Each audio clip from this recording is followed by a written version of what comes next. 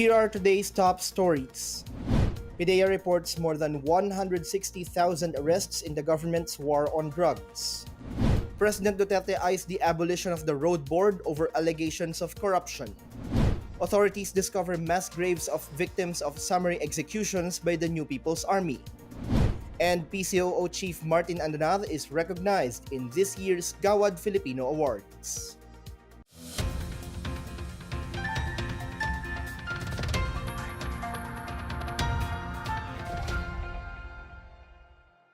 Good day, I'm Rom Dulfo. Welcome to the PNA Newsroom. The government has advanced further in its anti-drug war with the arrest of over 160,000 drug personalities and the seizure of millions of pesos worth of drugs. It has, however, noted the presence of minors getting involved in the drug trade. Miguel Hill reports.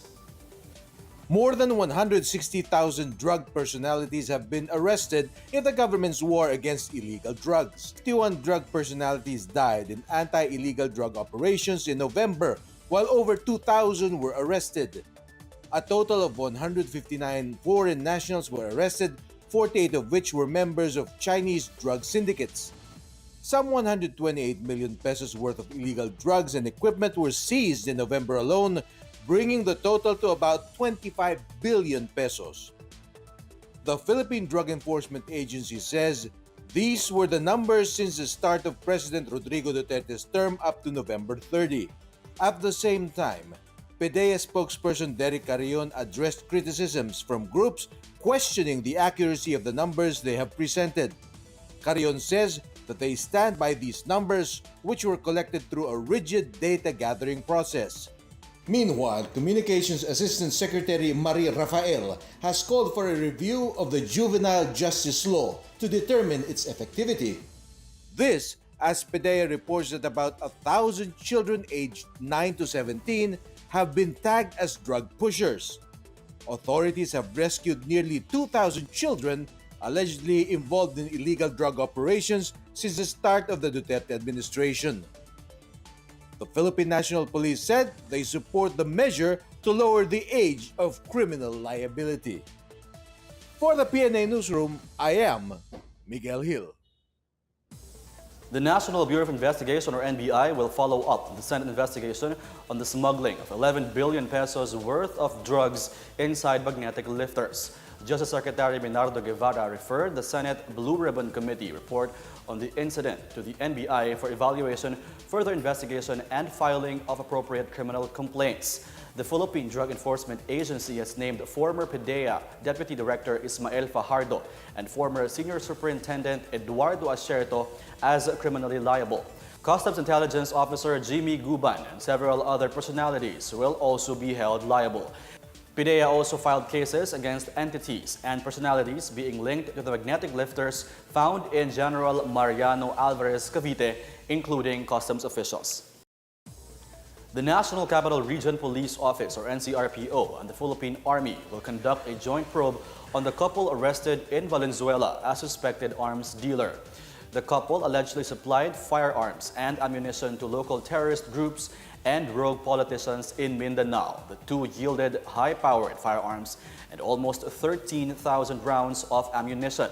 The PNP says among the couple's clients were the Maute terrorists and the Abu Sayyaf group, as well as politicians running in the midterm elections. Meanwhile, the AFP says it is conducting its own investigation on how weapons and ammunition intended for the military landed in the hands of the couple. AFP Public Affairs Office Chief Noel De Toyato says they will determine whether the contraband was obtained abroad or from the government's arsenal. Malacanang stands pat on its decision not to call for a ceasefire with the Communist Party of the Philippines this holiday season. Executive Secretary Salvador Madildea says the president will not reciprocate the ceasefire declared by the CPP-NPA. The palace also follows the recommendation of Defense Secretary Delfin Lorenzana not to declare a ceasefire, with the belief that the rebels will only use this period to regroup. The CPP-NPA's ceasefire runs from December 24 to 26 and from December 31 to January 1, 2019. The military debunks claims of losses from the New People's Army. Meanwhile, Malacanang echoes the Catholic Church's call against bullying by those in power. More on these and other news around the metro from Benj Bondo. The Armed Forces of the Philippines dispels claims of the New People's Army that the military has sustained severe losses in its campaign against the rebels in Mindanao. AFP Public Affairs Office Chief Noel De Tayato says the CPP-NPA is covering up their own losses in two rebel-occupied areas in the Agusan del Sur Bukidnon boundaries. He added that information given by surrenderers was a big help in pinpointing the exact location of the two clandestine areas. The AFP expects more surrenderers to take advantage of the ceasefire declared by the CPP-NPA and rejoin the government. Meanwhile, Malacanang echoes the sentiments of Manila Archbishop Luis Antonio Cardinal Tagle that authorities must not use their powers for bullying. Presidential spokesman Salvador Panelo says President Rodrigo Duterte himself is against misusing powers to bully others.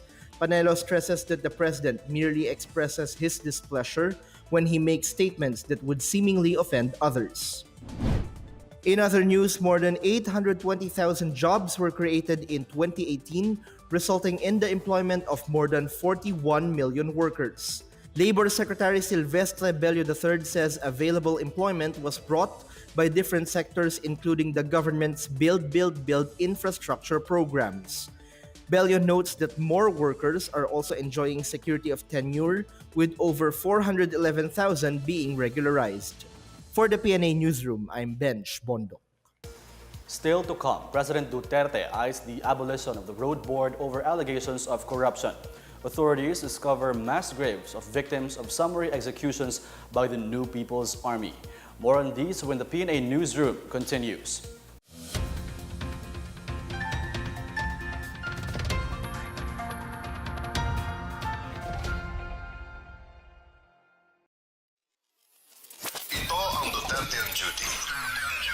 Ulat sa ginagawa ng Presidente.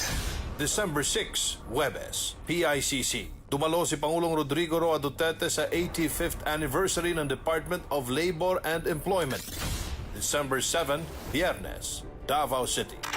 Pinarangalan ng Pangulo ang mga nagsipagtapos ng motorcycle riding safety training na nilahukan ng iba't ibang uniform personnel at ilang sibilyan. Inilunsad naman niya ang Kaunta, isang food and travel festival sa pangunguna ng Department of Tourism. Layo nitong i-promote ang Filipino cuisine at iba't ibang travel destination sa bansa. December 10, Lunes, San Miguel, Bulacan. Personal na ininspeksyon ng Commander-in-Chief ang 500 housing units na iginawad sa mga miyembro ng 1st Scout Ranger Regiment. Owning a house has always been a dream of every Filipino. I urge every beneficiary for this housing program to take good care of these units. May this project further inspire you to serve your nation, deepen your patriotism, and foster your sense of family and community. December 11, Martes, Quezon City. Dinaluhan ng Pangulo ang 83rd anniversary ng Armed Forces of the Philippines. Pinangunahan din niya ang change of command ceremony kung saan pinalitan ni Lieutenant General Benjamin Madrigal bilang Chief of Staff si General Carlito Galvez Jr. na itinalaga naman niyang bilang bagong Secretary of the Office of the Presidential Advisor on the Peace Process. December 12, Miyerkules, Malacanang. Tinanggap ng Pangulo sa palasyo ang mga bagong talagang ambassador mula sa Cambodia at Spain. Ako po si Secretary Martin Andanar. At ito ang Duterte on Duty. Abangan sa susunod na linggo ang mga gagawin ng Pangulo.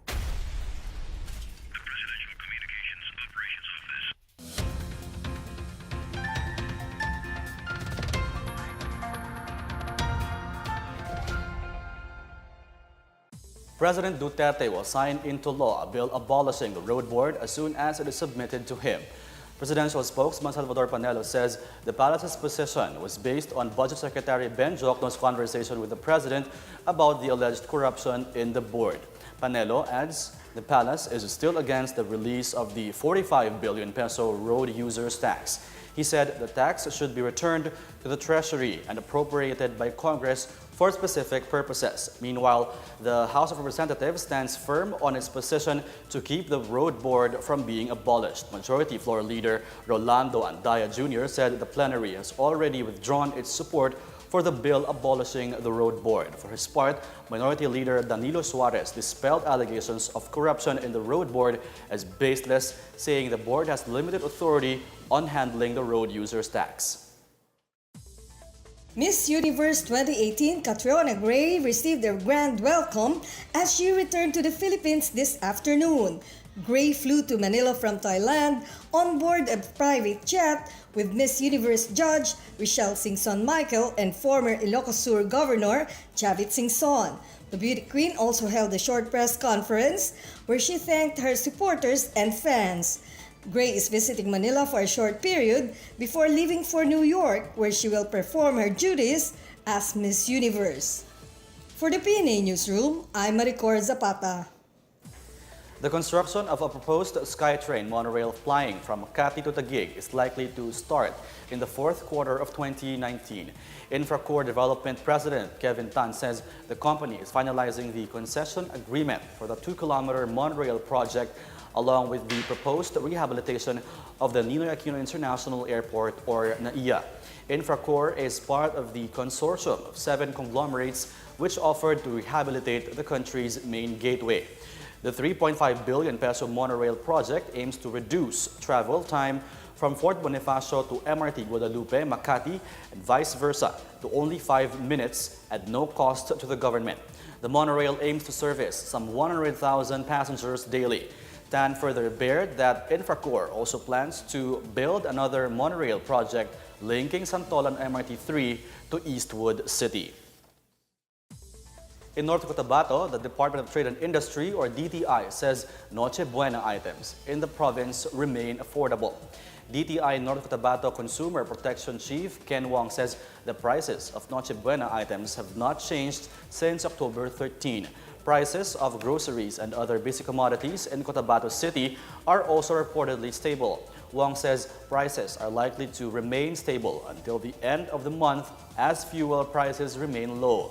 He reminds consumers to remain vigilant and check the manufacture and expiration dates and price tags of holiday products. He also urged consumers to report any unscrupulous traders taking advantage of the holidays by jacking up prices.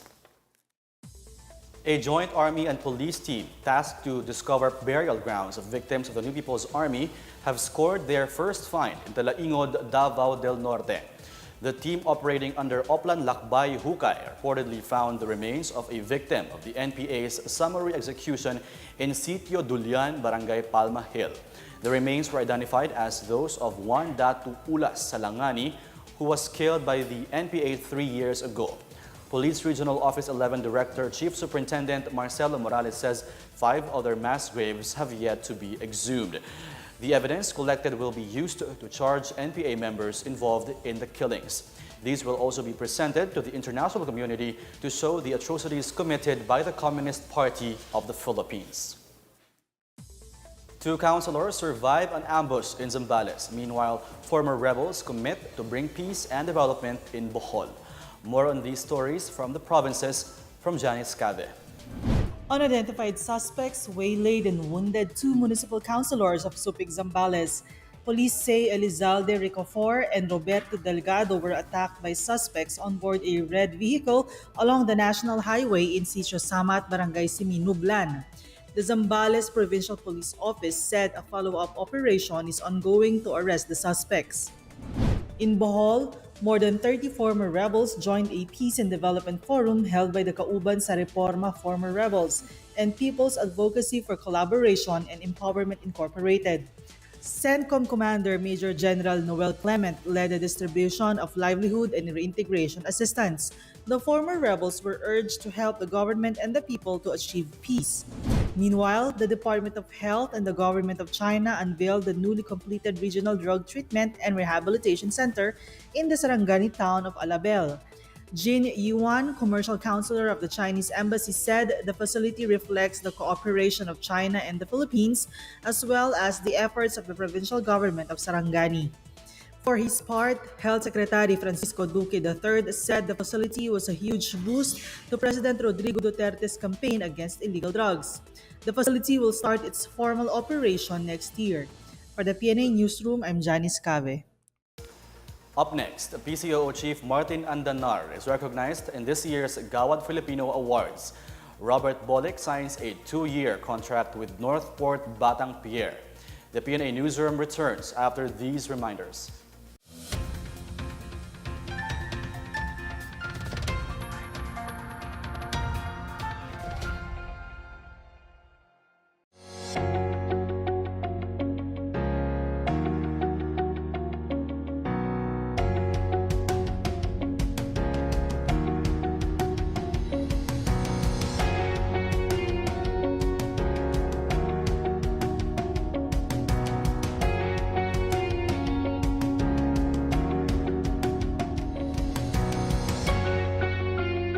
The relation between Qatar and Philippines, now we are looking forward for enhance the relation between the two countries. And the last year there was a visit from the Mr. President to Qatar, and it was in last April. There is a signed agreement, and also I think we will in the future sign more agreement, and I think the relation will be more stronger.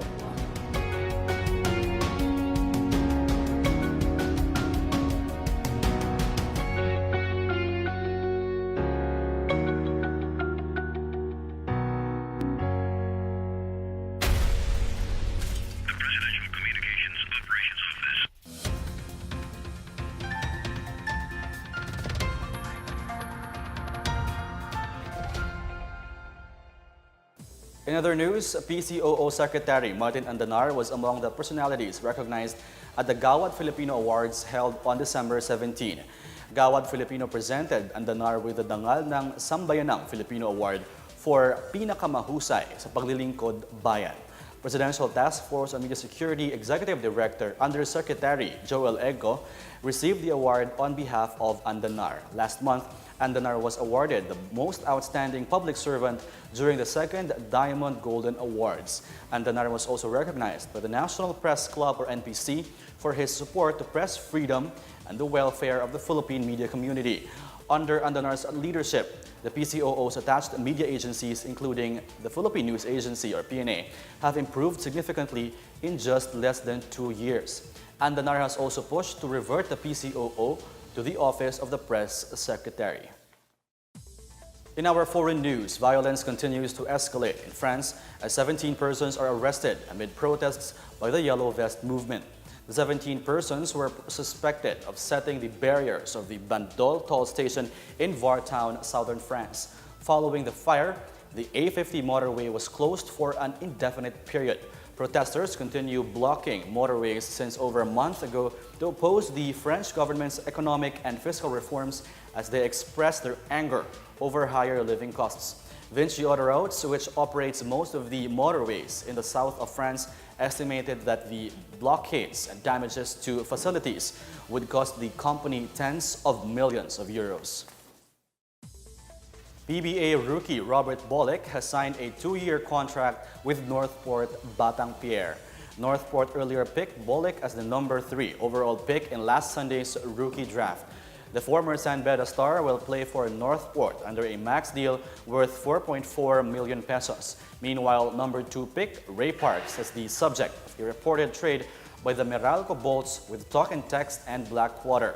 Meralco plans to take Parks from Blackwater, which will get Jericho Cruz and Brian Heruela, while Baser Amer is likely to move to Catropa. This marks a reunion between Parks and his godfather, Meralco coach Norman Black. A new commander takes the helm of the military in charge of Marawi City as he pledges to continue protecting the city and keeping the peace. More on this from Sweet Lukman. Colonel Romeo Bronner assumes today the commander of 103rd Infantry Haribon Brigade of the 1st Infantry Division, Philippine Army based in Campo Ranao, Marawi City. In his acceptance speech, Bronner recalled and shared his experience during his first visit to Marawi 32 years ago.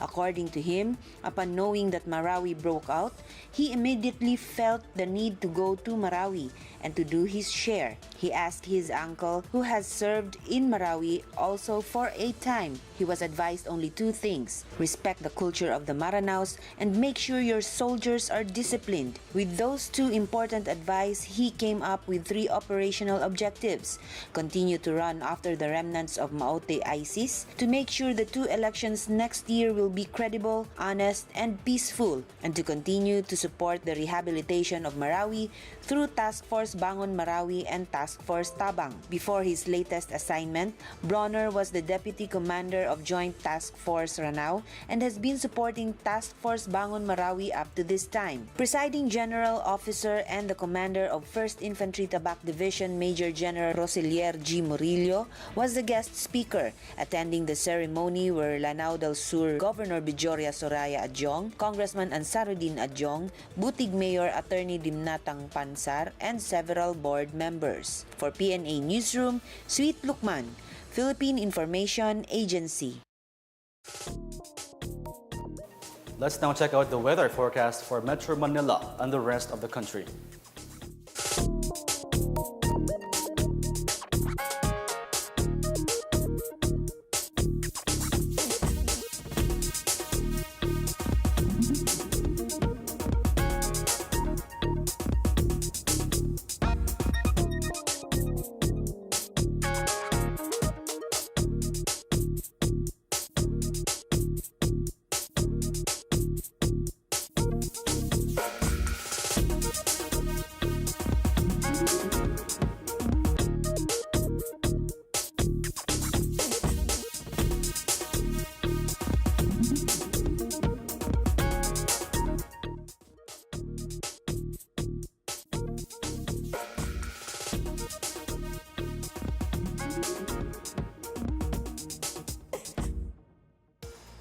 Let's take another look at today's top stories.